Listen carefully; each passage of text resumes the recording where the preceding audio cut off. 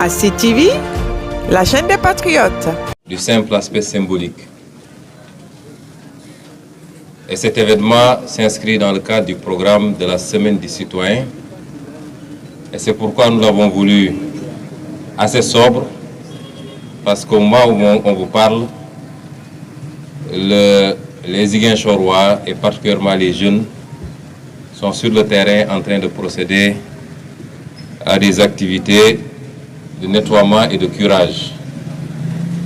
Et nous-mêmes, dès la fin de cette cérémonie, nous nous rendrons sur le terrain pour voir l'état d'évolution de ces travaux.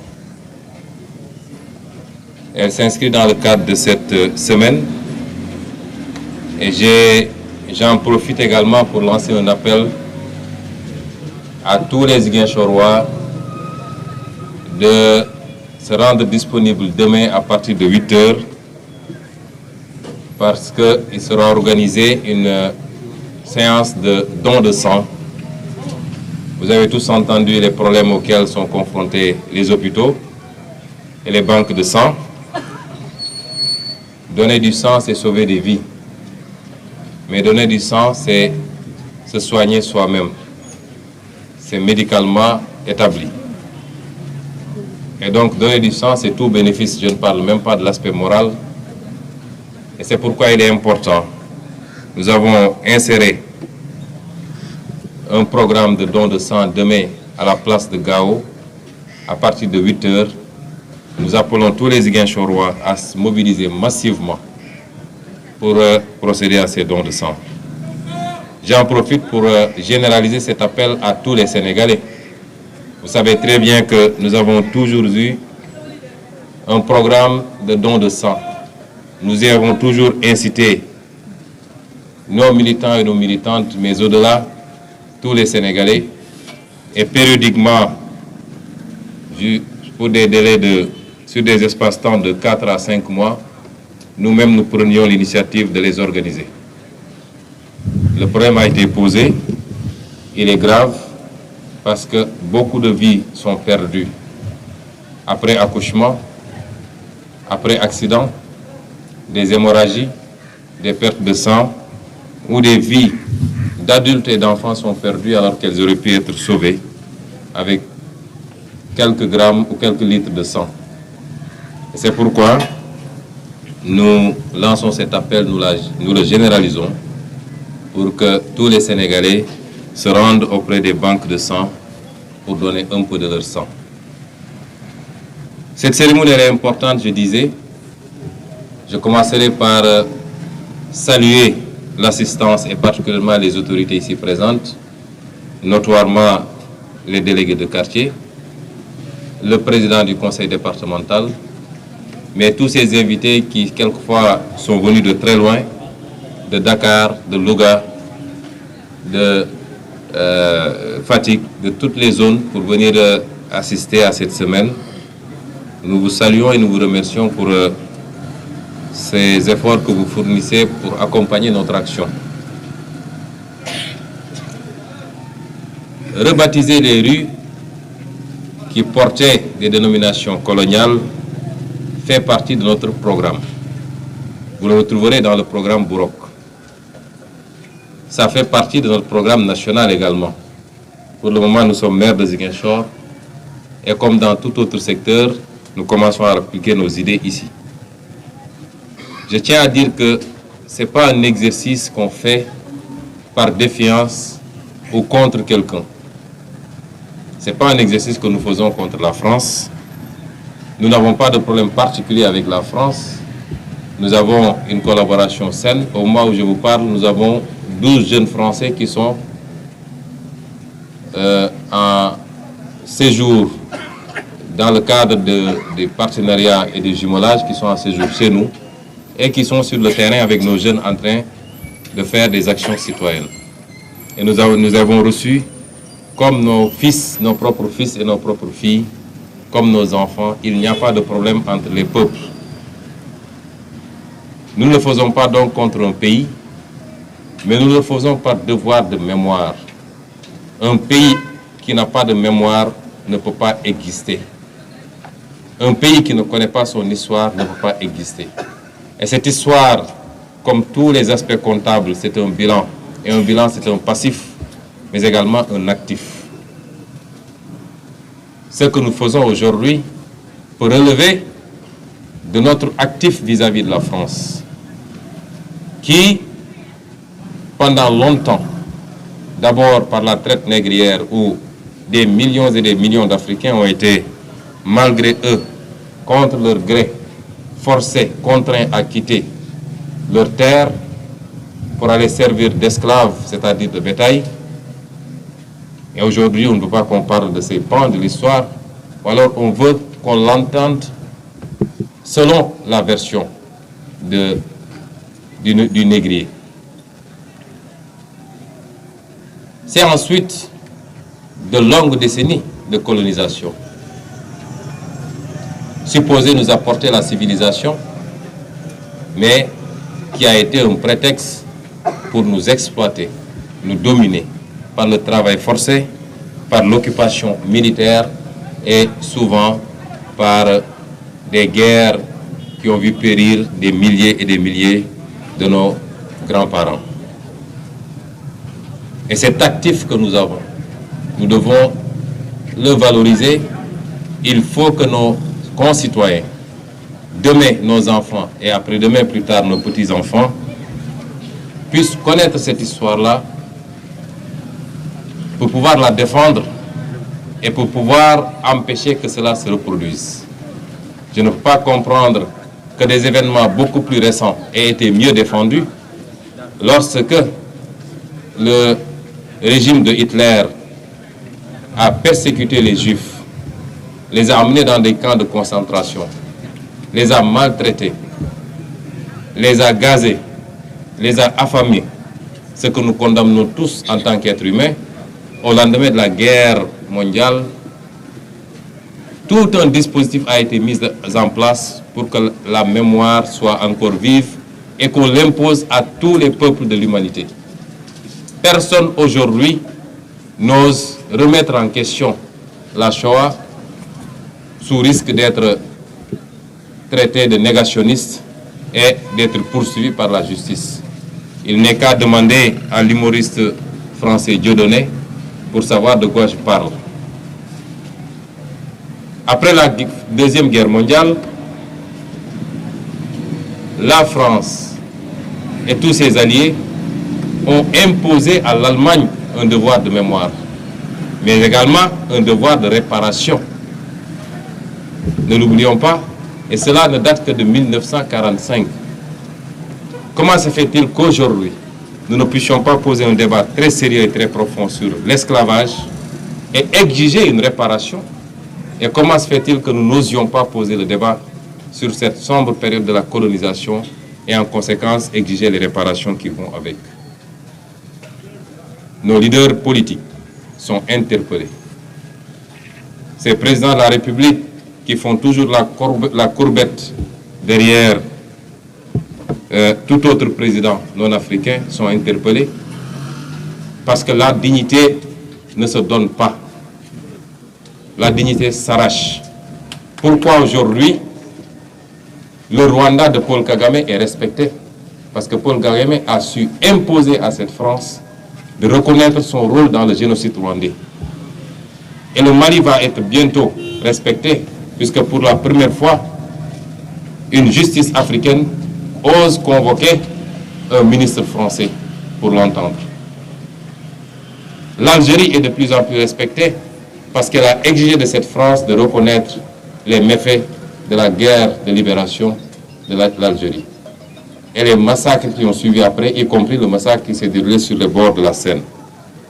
C'est un débat politique que nous posons. Ce n'est pas un débat entre des peuples qui n'ont pas endossé fondamentalement la responsabilité de ce que leurs grands-parents ont fait, sauf s'ils s'en revendiquent. Mais les pouvoirs politiques de ces peuples-là doivent reconnaître les méfaits des agissements des pouvoirs qui les ont précédés et avoir une attitude en conséquence. Et c'est cela que nous avons essayé de célébrer aujourd'hui. C'est par devoir de mémoire. Il est important que nous connaissions notre histoire pour pouvoir nous projeter vers l'avenir. Les 3 rues que nous venons de rebaptiser, celle sur laquelle nous nous trouvons aujourd'hui, devant la mairie de Ziguinchor, en fait partie. Nous avons choisi de l'appeler rue de la paix. La paix que nous voulons pour le monde entier. La paix que nous voulons pour l'Afrique, la paix que nous voulons pour le Sénégal et la paix que nous voulons surtout pour cette Casamance qui a suffisamment souffert du crépitement des armes de 1982 à maintenant, c'est-à-dire 40 années. 40 années de souffrance, 40 années de sang versé, de vie emportée, 40 années d'économie au ralenti, malgré l'extraordinaire potentiel de cette région de Casamance, de cette région naturelle de la Casamance, qui devait être aujourd'hui l'un des fers de lance du Sénégal en termes de développement. C'était parti, justement, ça a démarré sur cette rue-là en 1982, là-bas devant la gouvernance de Ziguinchor. Et c'est pourquoi,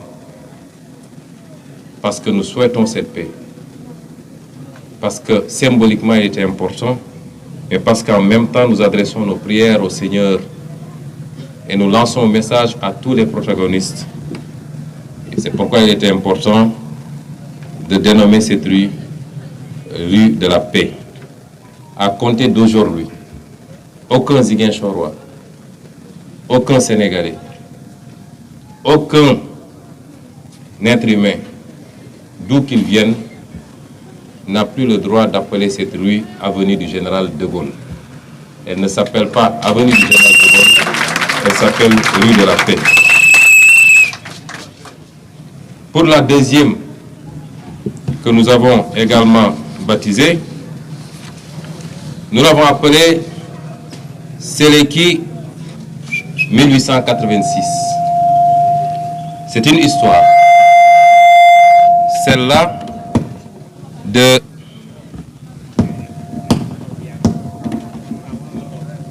c'est une histoire que les Sénégalais, les Africains et les Casamancés en particulier doivent connaître.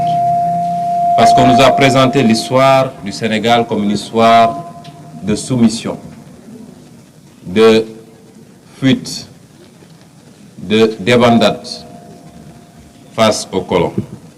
Cette histoire n'est pas tout à fait vraie. En tout cas, elle ne l'est pas ici, en Casamance.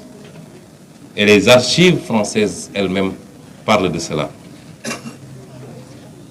Le 2 février 1865, une colonne de 500 hommes sous les ordres du colonel Jean-Marie-Émile Pinet-Laprade débarquait à Carabane. Parmi les soldats engagés figuraient 150 hommes d'infanterie de marine, 50 disciplinaires, 2 obusiers, 50 artilleurs, 50 laptops, 50 tirailleurs sénégalais, 200 tirailleurs sénégalais. Et après une marche de 8 km, la colonne atteignit Djembérin, l'objectif étant de pacifier, selon leurs termes, la région et de l'annexer à l'Empire français. Les troupes françaises réquisitionnèrent tout le bétail, réprimèrent dans le sang les premières résistances à partir de Djembérin et imposèrent un impôt à payer à tous les villages soumis. Mais cette opération n'a jamais changé l'attitude des populations locales qui refusèrent d'abdiquer. Et en 1869, les villages de Diakam, de Kagnout, refusèrent de payer l'impôt. Ils furent réprimés dans le sang.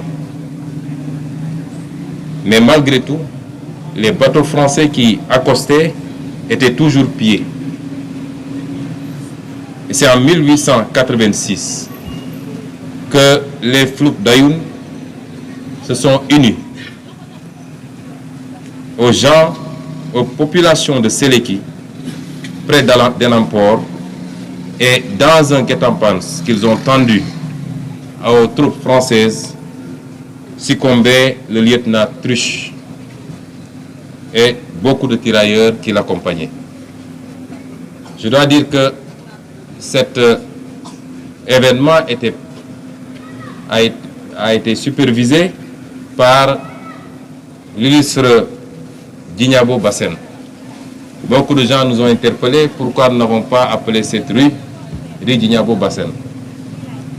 Pour deux raisons. La première, c'est que Djignabo Bassène a déjà été bien honoré puisqu'il porte le nom du lycée que nous avons tous fréquenté, le lycée Djignabo.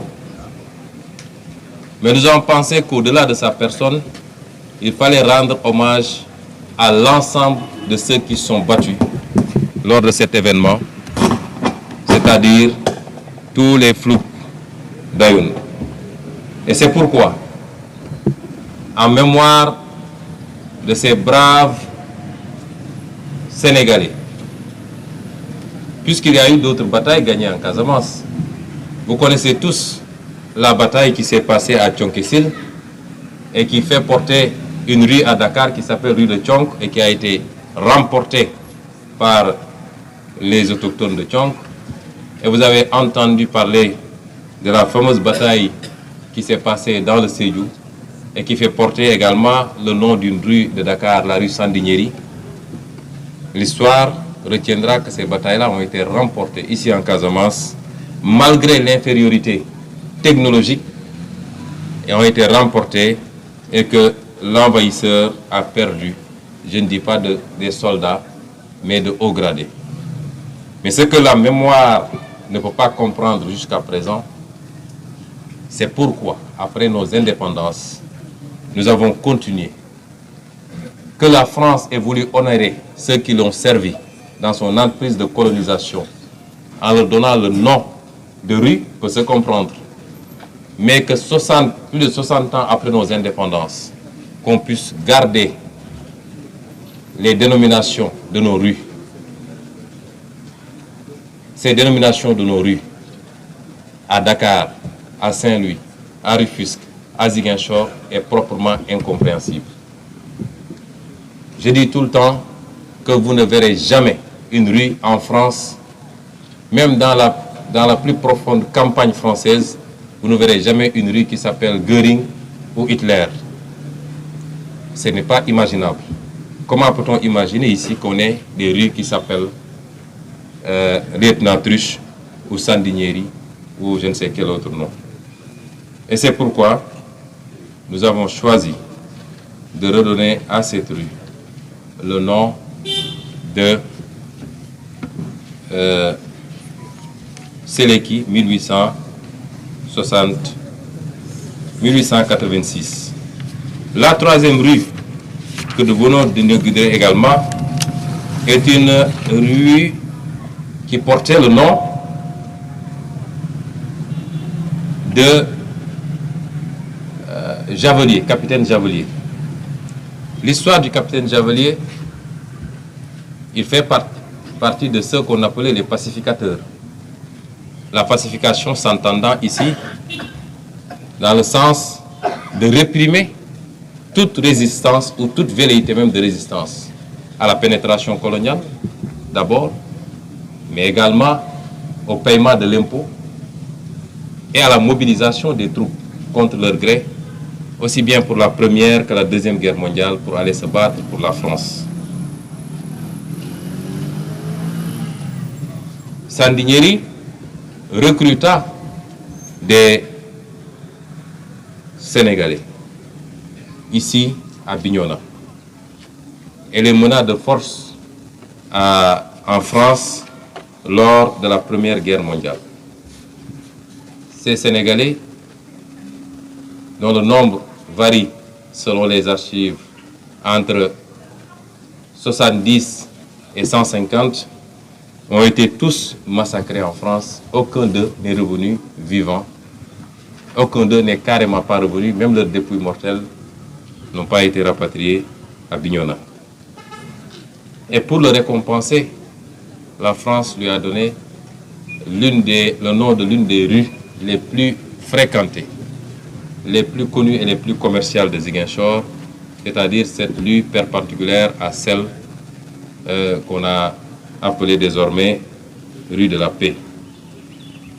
Nous avons considéré qu'il y a mieux à faire que de laisser cette dénomination et nous avons donné le nom de cette rue à nos aïeuls, à nos grands-pères qui étaient appelés improprement d'ailleurs tirailleurs sénégalais. Puisque dans le vocable, les tirailleurs sénégalais regroupaient toutes les nationalités africaines, mais on les appelait tirailleurs sénégalais. On a décidé de donner ce nom, mais en l'appelant tirailleurs africains, qui me semble beaucoup plus collé à la réalité de ces fils d'Afrique qui étaient de Côte d'Ivoire, de Bénin, du Cameroun, du Togo, de tous les pays d'Afrique. Et certainement, le plus gros du contingent d'ailleurs venait de ces pays et qui souvent ont été mobilisés contre leur gré, ont été contraints et ont été quelquefois même maltraités.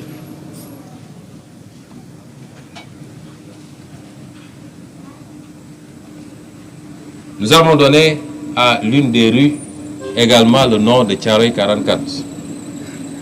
Ça va dans la même veine parce que l'histoire de Thiaroye 44, c'est l'histoire de Sénégalais, d'Africains généralement, qui le 1er décembre 1944, dans le camp militaire de Thiaroye à Dakar, avaient été lâchement assassinés par le haut commandement français qui fit ouvrir le feu sur ces soldats africains désarmés. Ces soldats revenaient de plusieurs années en Europe où, suite à la débâcle de juin 1940 de l'armée française, ils avaient été faits prisonniers. À leur libération, ils débarquent à Dakar le 21 novembre 1944 et rapidement, alors qu'ils sont en voie de démobilisation et qu'ils doivent être acheminés vers leur colonie d'origine, ils réclament légitimement l'argent auquel ils ont droit, en plus de différents pécules et primes, le rappel de soldes de captivité, suivant les situations d'ancienneté.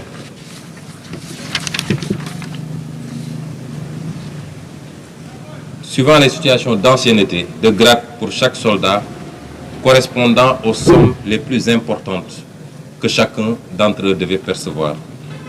Cet argent aurait changé certainement le destin de la plupart d'entre eux qui ont souffert d'abord de la mobilisation forcée, qui ont souffert des rigueurs de la guerre, souvent dans des climats qu'ils ne connaissaient pas. Imaginez un Sahélien qui se retrouve sous la neige du jour au lendemain, mais qui ont souffert également des rigueurs de la détention dans les geôles allemandes. Cet argent aurait certainement permis de changer le destin de la plupart de ces jeunes hommes, en majorité provenant de milieux ruraux et très modestes. Quoi qu'il en soit, prétextant d'éventuels vols pendant la traversée en bateau, le ministère français de la guerre a fait édicter une circulaire précisant que ces soldes doivent être payés un quart à l'embarquement en métropole et les 3 quarts restants à l'arrivée à Dakar. Cela n'a pas été fait. Et incurie des autorités françaises présentes à Dakar. Est-ce que c'est une incurie des autorités françaises présentes à Dakar ou une volonté délibérée de détourner cet argent? Le 27 novembre 1944, un premier contingent de plus de 500 hommes, devait quitter en train le camp à destination de Bamako et des colonies du Sud. N'ayant pas été payés, ces hommes tout naturellement refusent de partir. Cela occasionne la visite le lendemain du général Dagnan. Que se passe-t-il alors? Celui-ci, selon ses dires, estime qu'il a failli être pris en otage par les tirailleurs. Peut-être a-t-il été bousculé. Les archives sur ce point restent lacunaires. Cela semble insupportable pour cet officier supérieur. Le soir même, il décide de monter une opération de répression. Que de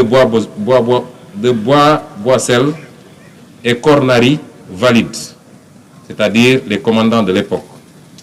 Dans la matinée du 1er décembre, les tirailleurs furent réunis sur l'esplanade du camp Thiaroye et des tirs provenant d'armes automatiques partent, occasionnant des dizaines de morts, peut-être même des centaines.